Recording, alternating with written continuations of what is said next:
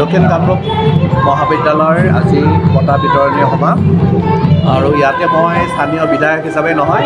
মই দক্ষিণ কামৰূপ মহাবিদ্যালয়ৰ প্ৰাক্তন ছাত্ৰ হিচাপে উপস্থিতি নথৈ আনন্দিত হৈছোঁ আৰু আমাৰ ঐতিহ্যমণ্ডিত দক্ষিণ কামৰূপ মহাবিদ্যালয় বিগত সময়ছোৱাত যথেষ্টখিনি আগবাঢ়িছে এখন অসমত অত্যন্ত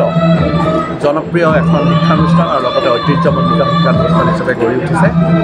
ইয়াৰ আঁৰতে আছে আমাৰ শিক্ষক শিক্ষয়িত্ৰীবৃন্দৰ অশেষ কষ্ট আৰু লগতে ছাত্ৰ ছাত্ৰীসকলৰ একাগ্ৰতা মই আশা কৰিছোঁ আগন্তুক দিনবিলাকতো আমাৰ মহাবিদ্যালয়খন এটা সময়ত আমি আশা কৰিম আৰু তাৰ কাৰণে আমি পৃষ্ঠপোষকতাও নিশ্চয়কৈ কৰিব লাগিব যাতে আমি এখন ইউনিভাৰ্চিটিলৈ বিশ্ববিদ্যালয়লৈ পৰ্যবেক্ষিত কৰিব পাৰোঁ তাৰ কাৰণে আমাৰ যি প্ৰচেষ্টা এই প্ৰচেষ্টা আমাৰ ধন্যবাদ আমাৰ দক্ষিণ কামৰূপ মহাবিদ্যালয়ৰ এই বছৰৰ মহাবিদ্যালয় সপ্তাহ আজি মুকলি সভা তথা বঁটা বিতৰণী সভা বৰ্তমান চলি আছে এই মহাবিদ্যালয় সপ্তাহ 7 তাৰিখৰ পৰা আৰম্ভ কৰি আজি 11 তাৰিখৰ অন্তিম দিন বিভিন্ন প্ৰতিযোগিতাসমূহত বিজয়ীসকলক আজি বঁটা প্ৰদান কৰা হৈছে আৰু আমাৰ মাজত উপস্থিত আছে আমাৰ LCB মহাবিদ্যালয়ৰ অধ্যক্ষ ডক্টৰ ধৰ্মেন্দ্ৰ নাথ দেৱ তেখেতে মুখ্য অতিথি হিচাপে আজি আমাৰ সভাত অংশগ্ৰহণ কৰিছে আমাৰ নিমন্ত্ৰিত অতিথি আমাৰ কলাবাৰী বিধানসভা সমষ্টিৰ মাননীয় বিধায়ক হেমন্ত ঠাকুৰীয়াদেৱ আহি আমাৰ মাজত উপস্থিত হৈছে লগতে আমাৰ ছাত্ৰ সন্থাৰ প্ৰাক্তন সভাপতি নিৰোধ লগতে দেৱপুৰত আমাৰ ছাত্ৰ তেওঁলোকৰ আজি মুখ্য অতিথি হিচাপে উপস্থিত আছে লগতে আমাৰ মহাবিদ্যালয়ৰে বিশিষ্ট গায়িকা দুগৰাকীক আমি নিমন্ত্ৰিত শিল্পী হিচাপে আমন্ত্ৰণ জনাইছোঁ বৰমী শৰ্মা আৰু অঞ্জলি মালি তেওঁলোকো আমাৰ সভাত উপস্থিত আছে আৰু আজি আমাৰ ছাত্ৰ ছাত্ৰীসকলৰ যি উৎকৰ্ষতা খেল ধেমালি সাহিত্য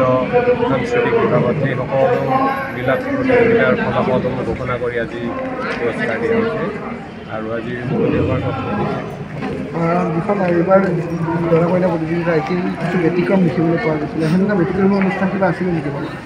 ব্যতিক্ৰমী তেনেকুৱা বহুত অনুষ্ঠানেই আমাৰ ইয়াত হয় দৰা কইনা প্ৰতিযোগিতাখন এইবাৰ মঞ্চৰ পৰা আমি মুকলি পথাৰলৈ লৈ গৈছিলোঁ আৰু বহুত প্ৰতিযোগীয়ে অংশগ্ৰহণ কৰিছিল আৰু এটা তেনেকুৱা ধৰণৰে প্ৰতিযোগিতা পৰম্পৰাগত সাজপাৰ প্ৰতিযোগিতাও আমাৰ মঞ্চত প্ৰেক্ষাগৃহত অনুষ্ঠিত হৈছিল প্ৰায় 27গৰাকী ছাত্ৰ ছাত্ৰীয়ে এই পৰম্পৰাগত সাজপাৰ প্ৰতিযোগিতাত অংশগ্ৰহণ কৰিছিল য'ত অসমীয়া সমাজৰ কৃষ্টি সাজপাৰত যি কৃষ্টি ফুটি উঠে সেইখিনি তেওঁলোকে পৰিৱেশন কৰিছিল ধন্যবাদ জনাইছোঁ DK কলেজৰ অধ্যক্ষ ডক্টৰ নৱজ্যোতি দাসক এই সন্মান দিয়াৰ কাৰণে ইয়ালৈ মাতি আনি এই সন্মান যাচিলে মুখ্য অতিথি হিচাপে খুব ভাল লাগিল ইমান সুন্দৰ এটা অডিটৰিয়াম ইয়াত যদিও এতিয়াও সম্পূৰ্ণ হোৱা নাই কিন্তু মই ভাবোঁ এইটোৰ সদব্যৱহাৰ হ'ব লাগে গোটেই দক্ষিণ কামৰূপ অঞ্চলৰ বাবে আৰু ছাত্ৰ ছাত্ৰীসকলৰ যি সুপ্ত প্ৰতিভা এই সুপ্ত প্ৰতিভা এই মহাবিদ্যালয় সপ্তাহবোৰতে আমি বিকাশ কৰাৰ কাৰণে চেষ্টা কৰোঁ সকলো কলেজে কৰে আৰু DK কলেজেও তাৰ একো ব্যতিক্ৰম নহয় তেওঁলোকক ধন্যবাদ জনাইছোঁ তেওঁলোকে আৰু এই ধৰণৰ কাম কৰি থাকক ছাত্ৰ ছাত্ৰীসকলৰ অকল ইয়াৰে নহয় ওচৰ পাজৰৰ স্কুলৰ ছাত্ৰ ছাত্ৰীসকলৰ যিবিলাকৰ প্ৰতিভা থাকে সেইবোৰো বিকাশ কৰাত সুবিধা দিয়ক এইখন কলেজে এইটো এটা আমাৰ মহাবিদ্যালয়বোৰৰ এটা সামাজিক দায়িত্ব এটা থাকে যে আমি গোটেই অঞ্চলটোৰ কথা চিন্তা কৰিব লাগিব এইখিনিয়ে কৈ মই ধন্যবাদ দ্য নিউজলেণ্ডছ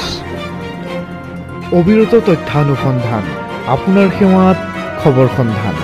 দ্য নিউজলেণ্ড